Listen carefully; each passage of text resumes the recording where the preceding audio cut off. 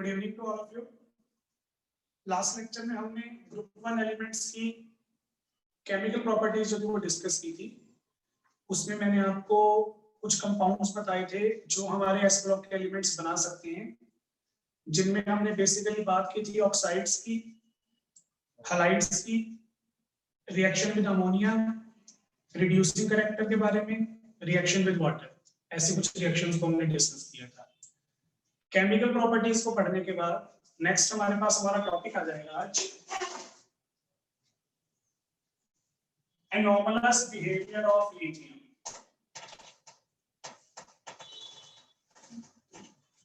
Anomalous behavior of lithium examination point of view से important topic है, ठीक है, क्योंकि इसमें कुछ बातें बतानी होती हैं, कुछ फैक्ट बताने होते हैं आपको, फिर वो बातें आप यहाँ पे इसलिए एक्सप्लेन कर सकते हैं, ठीक है।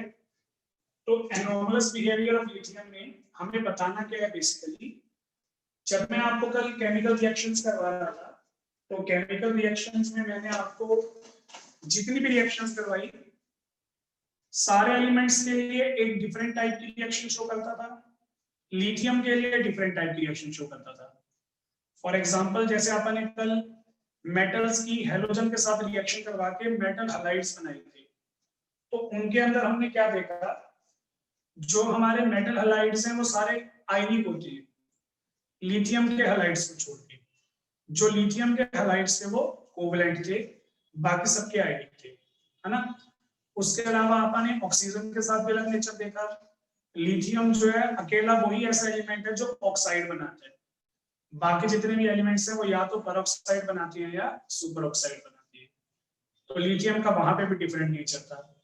फिर आपने उसके अलावा रिएक्शन पढ़ी थी लिथियम हाइड्रोक्साइड वाली, मतलब पानी के साथ रिएक्शन। उसमें भी हमारे जितने भी एलिमेंट थे वो सारे आयनिक थे और बेसिक थे। लिथियम हाइड्रोक्साइड जो था वो कोवलेंट था और लेस बेसिक था। तो मतलब जितनी भी रिएक्शंस आपने पढ़ी, सभी रिएक्शंस के अंदर लिथियम जो है वो अपने बाकी एलिमेंट्स के कंपैरिजन में अलग प्रॉपर्टी शो कर रहे हैं। जो प्रॉपर्टीज बाकी एलिमेंट शो कर रहे हैं ना, उनसे बिल्कुल अलग प्रॉपर्टी शो कर रहे हैं हमारा लिथियम। तो हमें इसकी रीजन बतानी है, ऐसा होता क्यों है, और फिर हमें ये बताना है कि ऐसी कौन कौन सी प्रॉपर्टीज हैं जो लिथियम जो है वो अलग शो करेगा अपने बाकी एलिमेंट्स से। कुछ केमिकल प्रॉपर्टीज तो मैंने आपको बताई थी कल, उनके अलावा भी हमारे पास कुछ एक प्रॉपर्टीज हैं, उन प्रॉपर्टीज के बारे में बात करेंगे। तो हमने यहाँ पे देखा the anomalous behavior of lithium is due to following factors। is due to following factors। कौन कौन से फैक्टर हैं बताए थे मैंने शुरू में। Small size, high effective nuclear charge, absence of d orbitals. जो लिथियम है ना, लिथियम का साइज सबसे छोटा है, इसलिए उसका इफेक्टिव न्यूक्लियर चार्ज सबसे ज्यादा है। क्योंकि उसका साइज सबसे छोटा है, तो उसके जो आउटर शेल के इलेक्ट्रॉन्स हैं वो न्यूक्लियस के सबसे ज्यादा पास हैं, तो उन इलेक्ट्रॉन्स को न्यूक्लियस से काफी अट्रैक्शन मिलती है, इफेक्टिव न्यूक्लियर चार्ज काफी ज्यादा आएगा। और तीसरा हमारा सबसे important factor unavailability of d orbitals. जो d ऑर्बिटल्स हैं वो अनअवेलेबल है, वो अवेलेबल ही नहीं है। तो ये तीन फैक्टर हैं जो लिथियम में मिलते हैं। अगर मैं सोडियम की बात करूं तो लिथियम के कंपैरिजन में सोडियम का साइज बड़ा होता है। बड़ा साइज होने की वजह से उसका इफेक्टिव न्यूक्लियर चार्ज जो है वो कम हो जाता है। सोडियम के अंदर अपन d ऑर्बिटल की फिलिंग तो नहीं करते, लेकिन अपन थर्ड शेल यूज करते हैं। सोडियम की इलेक्ट्रॉनिक कॉन्फ़िगरेशन क्या होती है,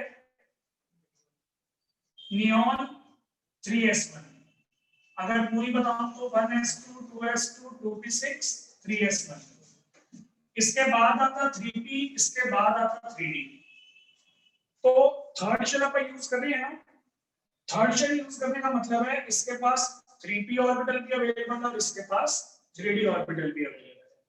कल को अगर बॉन्ड बनाने पड़े या खाली ऑर्बिटल्स में इलेक्ट्रॉन देने पड़े, तो इसके पास पड़े हैं खाली ऑर्बिटल जिनको ये यूज कर सकते हैं। लेकिन लिथियम के केस में क्या था, लिथियम के केस में था हमारे पास 1s2 2s1, तो 2s में मैक्सिमम 2p ही होता है, उसके बाद तो फिर नया शेल स्टार्ट हो जाता है। तो सेकंड शेल के अंदर हमारे पास d ऑर्बिटल अवेलेबल नहीं होता। d ऑर्बिटल अवेलेबल ना होने की वजह से ये अपनी प्रॉपर्टीज को ज्यादा एक्सपेंड नहीं कर सकते। मैं आपको एक नॉर्मल चीज बताता हूं, सोडियम है, सोडियम के पास s ऑर्बिटल के बाद p ऑर्बिटल भी है, d ऑर्बिटल भी है। p ऑर्बिटल में कितने फर्दर होते हैं ऑर्बिटल्स? 3, d में कितने होते हैं? 5। तो इसके पास 8 ऑर्बिटल अवेलेबल हैं इलेक्ट्रॉन्स के लेन देन के लिए। तो ये 8 तरह के मॉलिक्यूल्स को फर्दर अट्रैक्ट कर सकता है अपने साथ, क्योंकि इसके पास ऑर्बिटल अवेलेबल है। लेकिन अगर मैं ये लिथियम की बात करूं तो लिथियम का 2s1, p में कितने ऑर्बिटल होते हैं? 3। तो p मैक्सिमम कितने मॉलिक्यूल के साथ इंटरेक्ट कर पाएगा लिथियम वाला? 3 ही मॉलिक्यूल के साथ कर पाएगा। तो जहां पे सोडियम 8 मॉलिक्यूल से इंटरेक्ट कर सकता है, वहीं पे हमारा लिथियम जो है वो सिर्फ 3 ही मॉलिक्यूल से इंटरेक्ट कर सकता है अगर हम करवाना चाहें। तो इसका मतलब ये है कि लिथियम बाकियों जैसी प्रॉपर्टी शो नहीं करेगा, क्योंकि बाकियों के पास d ऑर्बिटल अवेलेबल है, बाकी जो है वो 8 मॉलिक्यूल्स के साथ इंटरेक्ट कर सकती हैं। लिथियम ऐसा नहीं कर सकता। That's why lithium shows NO+ behaviour. तो ये 3 फैक्टर थे हमारे पास, small size, high effective nuclear charge and absence of d orbitals. फिर आप ये बुक्स में पढ़ोगे ना, जैसे मान लो आप एनसीईआरटी में पढ़ोगे, तो एनसीईआरटी में ना ये लिखा हुआ है, हाई पोलराइजिंग पावर। ठीक है, पोलराइजिंग पावर। तो ये पोलराइजिंग पावर क्या होती है, ये मैं आपको बताता हूं। पोलराइजेशन एक डेफिनेशन है हमारे पास, पोलराइजिंग पावर बताऊंगा, फिर आएगी पोलराइजिबिलिटी। 3 डेफिनेशन है, पोलराइजेशन, पोलराइजिंग पावर और उसके बाद पोलराइजिबिलिटी। 3 डेफिनेशंस। तीनों डेफिनेशंस में आपको ऐसे बता चुका हूं ऑलरेडी चैप्टर नंबर 4 में, जब पापा ने फेजन रूल डिस्कस किया था। पर मुझे पता है ना तो अपने को चैप्टर नंबर 4 याद है और ना ही अपने को फेजन रूल याद है, तो इसलिए मैं आपको पोलराइजिंग पावर के बारे में दोबारा बता रहा हूं। ठीक है, देखो होता क्या है, मेरे पास कोई भी एक कैटायन या एनायन होगा, मतलब मेरे पास कोई भी एक आयन प्रेजेंट होगा जिसपे पॉजिटिव चार्ज भी हो सकता है और नेगेटिव चार्ज भी। अब यहाँ पे मैं लिथियम की बात कर रहा हूँ, लिथियम इलेक्ट्रोपॉजिटिव है, तो इसमें मैंने पॉजिटिव चार्ज दे दिया। एक तो मेरे पास मेरा लिथियम कैटायन है, एक मेरे पास मेरा न्यूट्रल मॉलिक्यूल है, ये न्यूट्रल एटम है, जिसका पॉजिटिव सेंटर और नेगेटिव सेंटर जो है वो सेम है, मतलब सिमेट्रिकल मॉलिक्यूल है, जैसे आप नॉन पोलर भी बोल सकते हो। ये इसके पास जाएगा, इस पे पॉजिटिव चार्ज, इसके न्यूक्लियस पे पॉजिटिव चार्ज। पॉजिटिव चार्ज को क्या करेगा? रिपेल। अगर आपको ये बात अच्छी नहीं लगी तो आप ये भी बोल सकते हो कि इसके ऊपर पॉजिटिव चार्ज है, तो ये इसके नेगेटिव चार्ज को क्या करेगा? अट्रैक्ट करेगा। नेगेटिव चार्ज को अट्रैक्ट करेगा और पॉजिटिव चार्ज को रिपेल करेगा। उससे क्या होगा? नेगेटिव चार्ज को अट्रैक्ट किया तो नेगेटिव चार्ज तो सारा आ जाएगा इसके पास, पॉजिटिव चार्ज को रिपेल किया तो पॉजिटिव चार्ज हो जाएगा इसके दूर। तो जो मॉलिक्यूल हमारा नॉन पोलर था, पॉजिटिव नेगेटिव का सेंटर सेम था, वो मॉलिक्यूल अब हमारा हो गया पोलर। नॉन पोलर मॉलिक्यूल था वो क्या बन गया? पोलर बन गया। इससे बोलते हैं पोलराइजेशन। इस प्रोसेस को क्या बोलते हैं? पोलराइजेशन। समझ में आ गया होगा? अब बात आती है पोलराइजिंग पावर की। पोलराइजिंग पावर क्या होती है? Ability of a ion to polarise a molecule. समझ रहे हो? लिथियम के पास कितनी पावर है कि वो सामने वाले मॉलिक्यूल को नॉन पोलर से पोलर बना सके। अब कुछ मॉलिक्यूल्स की या कुछ आयंस की पावर ज्यादा होती है, वो जैसे ही इंटरेक्ट करते हैं जल्दी से क्या करेंगे? पोलर बना देंगे। कुछ मॉलिक्यूल्स की पोलराइजिंग पावर कम होती है या आयंस की पोलराइजिंग पावर कम होती है, तो जब वो नॉन पोलर के साथ इंटरेक्ट करेंगे तो वो धीरे धीरे पोलर मॉलिक्यूल बनेंगे। तो लिथियम की पोलराइजिंग पावर कैसी है? हाई। स्मॉल साइज होने की वजह से इसका दूसरों को पोलर बनाने का टेंडेंसी बहुत ही ज्यादा होता है, बहुत ही अच्छा होता है, जिस वजह से ये दूसरों को फटाफट पोलर बना सकता है। तो पोलराइजिंग पावर क्या होती है? पोलराइजिंग पावर हमारी टेंडेंसी होती है, हमारी एबिलिटी होती है, हम सामने वाले एटम या मॉलिक्यूल को कितनी जल्दी पोलराइज कर सकते हैं। और उसके बाद लास्ट मैंने क्या बोला था, पोलराइजेबिलिटी। पहला पोलराइजेशन, दूसरा पोलराइजिंग पावर और तीसरा पोलराइजेबिलिटी। पोलराइजेबिलिटी जो होती है इसके लिए यूज करते हैं नॉन पोलर मॉलिक्यूल के लिए। मतलब लिथियम इसको नॉन पोलर से पोलर बनाना चाहता है, ये बनना चाहता है या नहीं चाहता, इसकी एबिलिटी। अब ये बड़ा सिंपल सा एग्जांपल दे देता हूं, मैं कंफ्यूज होगा क्योंकि यार मैं आपको बड़ा सिंपल सा एग्जांपल देता हूं।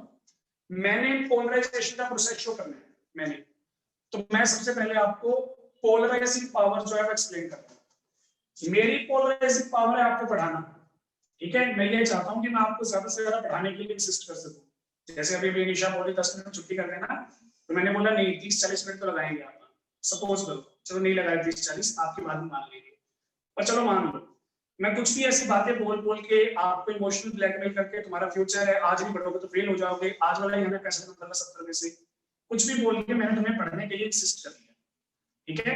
वो मेरी पोलराइजिंग पावर है। मैं आपको कितनी देर में मना पा रहा हूं। हो सकता है आपको मनाने के लिए मुझे 15 मिनट लगाने पड़े, 15 मिनट का लेक्चर देना पड़े, और हो सकता है मैं 1 मिनट में ऐसी ऐसी बातें बोल दूं कि आप इंप्रेस हो जाओ, सलाह से पढ़ना पड़ेगा, बाकी दिन पढ़े ना पढ़े, आज तो शुरू पढ़ेगा। तो वो मेरी पोलराइजिंग पावर है। मैं आपको कितनी जल्दी इंप्रेस कर पा रहा हूं पढ़ने के लिए, ये मेरी पोलराइजिंग पावर है।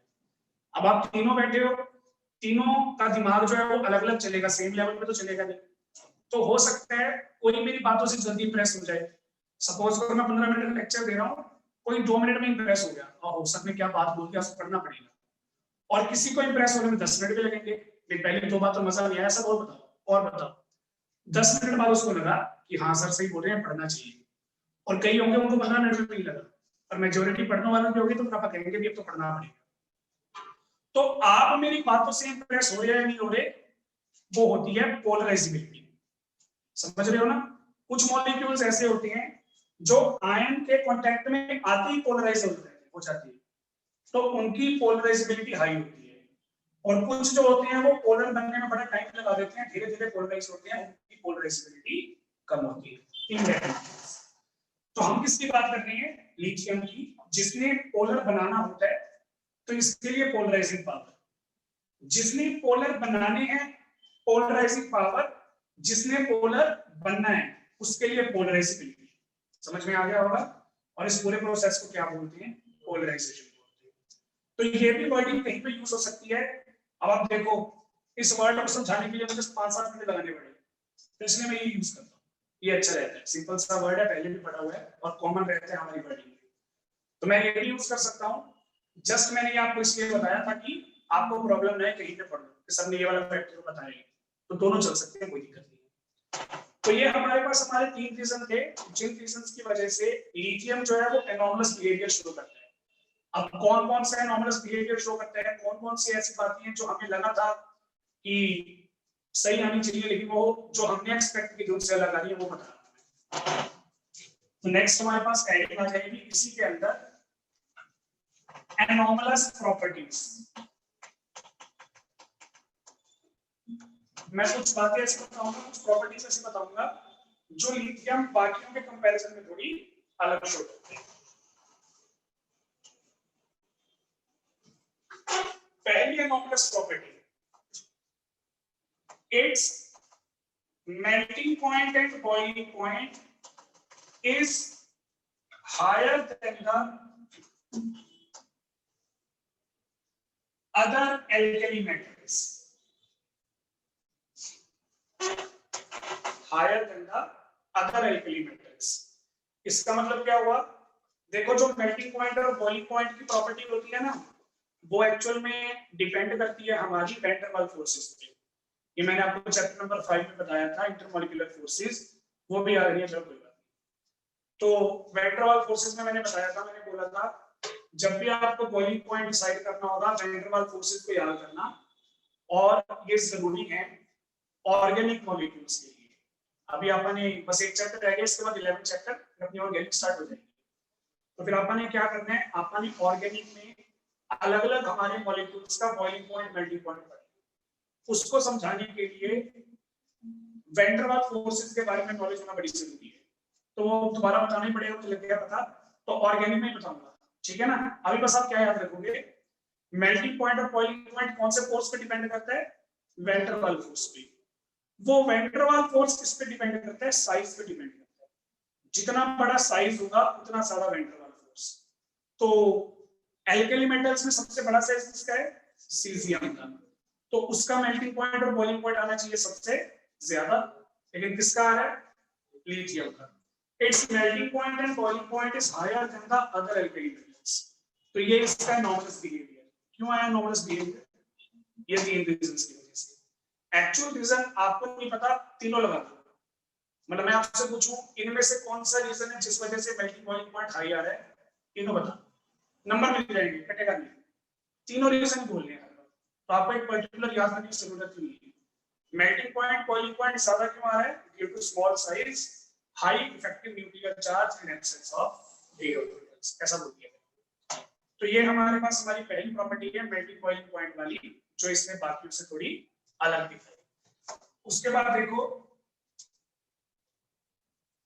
lithium being least reactive behaves as strongest reducing agent। अगर मैं सभी एल्कली मेटल्स की बात करूं तो सभी एल्कली मेटल्स में से सबसे कम रिएक्टिव कौन है? लिथियम। क्योंकि मैंने क्या बोला था, top to bottom size increase होता है, साइज इंक्रीज होने से आयनाइजेशन एंथैल्पी डिक्रीज होती है, तो इलेक्ट्रॉन लूज करने की टेंडेंसी ज्यादा हो जाती है। अब अगर आपको रिएक्ट करना है तो इलेक्ट्रॉन तो लूज करना पड़ेगा। तो इन सब में से सबसे ज्यादा इलेक्ट्रॉन लूज करने की टेंडेंसी किसकी होती है? सीजियम की। Caesium is the most electropositive element. तो सीजियम की इलेक्ट्रॉन लूज करने की टेंडेंसी सबसे ज्यादा, लिथियम की इलेक्ट्रॉन लूज करने की टेंडेंसी सबसे कम। इसलिए लिथियम जो होता है वो सबसे कम रिएक्टिव होता है सभी एल्कली मेटल्स में से। इतना कम रिएक्टिव होने के बावजूद भी स्ट्रॉन्गेस्ट रिड्यूसिंग एजेंट है। मतलब जब इलेक्ट्रॉन देने की बात आएगी ना रिएक्शंस में, तो सबसे पहले रिएक्शन में इलेक्ट्रॉन देने कौन भागेगा? लिथियम भागेगा। रिएक्टिविटी कम होने के बावजूद भी इलेक्ट्रॉन देने की सबसे ज्यादा टेंडेंसी किसकी है? लिथियम की। क्यों? ड्यू टू एनॉमलस बिहेवियर जो है हमारा small size, high effective nuclear charge and absence of d orbitals. Actual में जो इसका रीजन था वो मैं कल आपको बता चुका हूं। कल जब आपने रिड्यूसिंग एजेंट वाली प्रॉपर्टी की तो मैंने क्या बताया था? रिड्यूसिंग एजेंट की प्रॉपर्टी डिपेंड करती है E नॉट पे, यानी कि हमारे पोटेंशियल पे। पोटेंशियल की वैल्यू आगे 3 फैक्टर्स पे डिपेंड करती है, ionisation enthalpy, sublimation enthalpy, sorry, hydration enthalpy. Hydration enthalpy जो होती है वो हमारी लार्ज नेगेटिव होती है, तो plus minus minus. Due to large negative value of hydration enthalpy for lithium, E naught becomes most negative, और इसी वजह से क्या होता है? ये अच्छा रिड्यूसिंग एजेंट बन जाता है। तो एक्चुअल रीजन तो ये है, पर इतना डीप में नहीं जा रहे हमें यही रीजन है। एनॉमलस बिहेवियर आने की यही रीजन। तो ये हमारी दूसरी प्रॉपर्टी हो गई जो एनॉमलस है। क्लियर हो गया? फिर आएगी हमारे पास हमारी तीसरी property, only lithium can form hydrated molecules। जैसे मान लो बन गया ये एग्जांपल के लिए, एग्जांपल की बात। तो लिथियम जो होता है पूरे एल्कली मेटल्स में वही एकमात्र ऐसा मॉलिक्यूल है जो कंपाउंड बना के अपने साथ पानी के मॉलिक्यूल्स को ऐड कर सकता है as a water of crystallisation. इसके अलावा जितने भी हमारे सोडियम है, पोटेशियम है, रुबिडियम है, वो अपने कंपाउंड बनाते हैं ना, तो वो अपने कंपाउंड्स में कभी भी वाटर ऑफ क्रिस्टलाइजेशन को ऐड नहीं कर सकते। ये क्वालिटी किसके पास है? सिर्फ और सिर्फ लिथियम के पास है। तो ये भी एनॉमलस प्रॉपर्टी हो गई ना। बाकी कोई भी ऐसे पानी नहीं छोड़ सकता अपने साथ, सोडियम, पोटेशियम, रुबिडियम कोई भी नहीं छोड़ सकता। सिर्फ और सिर्फ कौन जोड़ सकता है? लिथियम। एक आधी प्रॉपर्टी मैं बता देता हूं। जैसे हमारे पास है लिथियम नाइट्रेट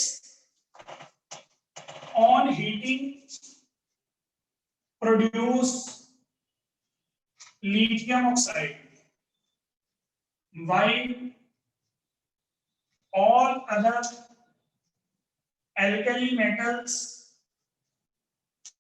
form nitrites. बड़ा इंपॉर्टेंट प्रॉपर्टी है, फॉर्म नाइट्राइट्स। लिख लो फिर बताता हूं।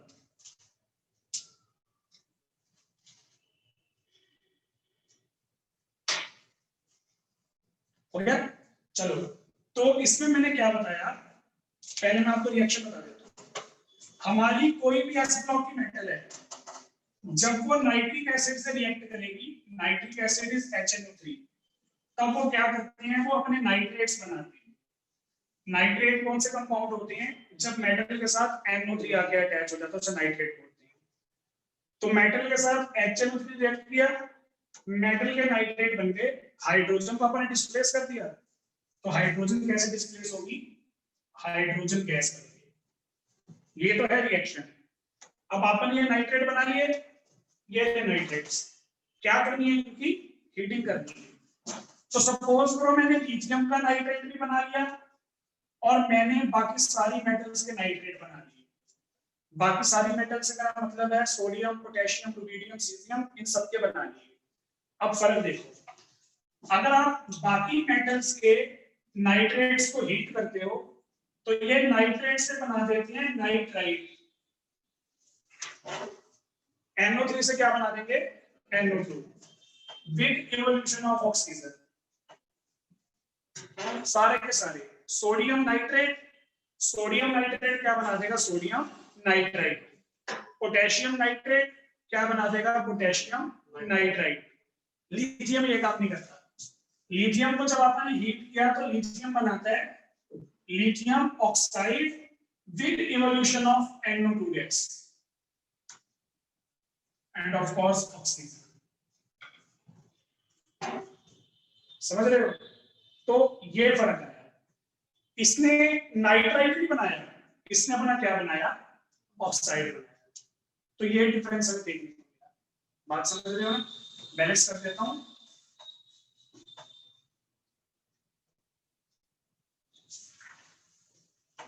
छह, चार, पांच, छह, ठीक है।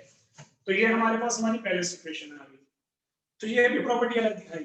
बाकी सारे नाइट्राइट बना रही है, सबसे अलग चल रहा है due to small size, high effective nuclear charge and absence of d orbital. Same reason है। तो ये हमारे पास हमारी प्रॉपर्टीज हो गई। एक एक्स्ट्रा लिखवा दो, मान लो 2 नंबर में आ जाता है तो 4 पॉइंट लिखने पड़ेंगे और एक एक्स्ट्रा बता देती है। ये लास्ट पॉइंट है, इसके बाद टॉपिक खत्म करेंगे।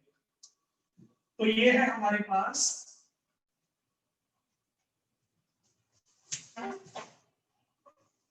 Reaction with ethyl. अच्छा, ये वाली प्रॉपर्टी शायद आपको अभी समझ में ना आए पूरी, लेकिन इसका जो इंपॉर्टेंस है ना वो आपको ऑर्गेनिक में समझ में आएगा। ऑर्गेनिक का भी 13 चैप्टर, 12 नहीं, 12 में तो आप बेसिक सीखोगे सारा। जो भी आपने 10th में पढ़ा था ना उसको आप दोबारा पढ़ेंगे पर थोड़ा ब्रॉड तरीके से। और 12 चैप्टर बहुत इंपॉर्टेंट है, मैंने बताया था, वो आपके +2 की ऑर्गेनिक की बैकबोन है, तो प्लीज उसको अच्छे से करना। 13 चैप्टर में कुछ बातें भूल जाओगे, मैं एक्सेप्ट कर लूंगा क्योंकि उसमें रिएक्शंस है, कोई बात नहीं, कभी हो जाती है कम से कम। लेकिन 12 चैप्टर जो है वो बेस है, वो अच्छे से करना पड़ेगा, ठीक है ना। और कोशिश करना है कम से कम छुट्टियों में, ठीक है, क्योंकि वो सामने समझोगे तभी समझ में आएगा, ना तो मोबाइल से समझ में आएगा और ना ही वो जब आप कभी रिपीटेड लेक्चर लगाओगे या मैं कभी बैकअप लगाऊंगा उसमें समझ में आएगा। मैं आपको पहले बता देता हूँ, और ये आपने ऑब्जर्व भी कर लिया होगा जिन बच्चों ने बैकअप लगाया है, बैकअप में जो हमारी एफिशिएंसी होती है वो ओरिजिनल लेक्चर से 10% कम ही मिलती है। ज्यादा भी हो सकती है, जिस दिन बैकअप लगाने का मन ना होता कैसे आ जाए लगाओ लगाओ लगाओ लगाओ, तो हो सकता है हमारी एफिशिएंसी 30-40% भी कम हो जाए। लेकिन जो लेक्चर पहली बार में निकलते हैं ना वो सेम एफिशिएंसी का लेक्चर दोबारा करने के ये फैक्ट होता है। उसी साल में अगले साल जब फ्रेश होंगे तब दोबारा निकाल देंगे, लेकिन से एक ही साल में एक ही टॉपिक के 2 लेक्चर कभी भी सेम पोटेंशियल से नहीं निकलते। तो ऑर्गेनिक के लेक्चर मस्ट, ऑर्गेनिक के जरूर है। Reaction with ethyne. इथाइन कौन सा मॉलिक्यूल है हमारा, कार्बन ट्रिपल बॉन्ड कार्बन। अब इसमें होता क्या है, लिथियम को छोड़ दो, बाकी जितनी भी मेटल्स है हमारी वो सारी मेटल्स इससे रिएक्ट करती हैं, इसमें से हाइड्रोजन डिस्प्लेस करती हैं और खुद आके अटैच हो जाती है। इस फॉर्म में। समझ में आया? मतलब इन्होंने अपना इलेक्ट्रॉन लूज किया, इलेक्ट्रॉन लूज करके किसको दे दिया? कार्बन को दे दिया। कार्बन का नेगेटिव आ गया, हाइड्रोजन को रिप्लेस कर दिया। जो पहले कार्बन हाइड्रोजन की कोवलेंट बॉन्ड थी उसको किसमें कन्वर्ट कर दिया? आयनिक में। अब एक बार ध्यान से देखो ये वाली रिएक्शन, मेटल जब एसिड से रिएक्ट करती है हाइड्रोजन गैस कोल्ड होती है, जब एसिड से रिएक्ट करती है। यहाँ पे हमारी जो मेटल है वो इससे रिएक्ट करके हाइड्रोजन गैस कोल्ड कर रही है। इसका मतलब ये तो एसिडिक हुआ, इसका मतलब यही हुआ ना, मेटल एसिड के साथ रिएक्ट करती है तो हाइड्रोजन गैस रिलीज होती है, नीचे वाली रिएक्शन में भी हाइड्रोजन गैस रिलीज हो रही है। इसका मतलब ये वाला कंपाउंड हमारा एसिडिक है। अब ये वाली जो रिएक्शन है ना, इसको एसिड प्रूव करने वाली वो सारी मेटल शो करती हैं लिथियम को शो करती है। तो लिखोगे lithium does not react with ethyne to form ethanide ion. Ethanide ion बाकी सभी मेटल्स करती है, तो ये भी थोड़ा सा काम खराब है। अब इसको मतलब ऐसे बनाने का फायदा क्या होता है वो फिर ऑर्गेनिकली, ठीक है। तो ये था हमारे पास हमारा एनॉमलस बिहेवियर ऑफ लिथियम का टॉपिक। अगर किसी को कुछ पूछना है तो हैंड रेज करो, नहीं तो यस सर लिख दो।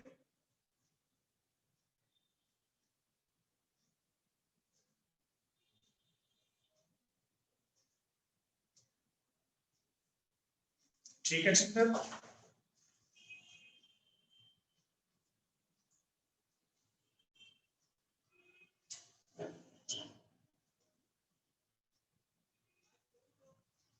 ठीक है।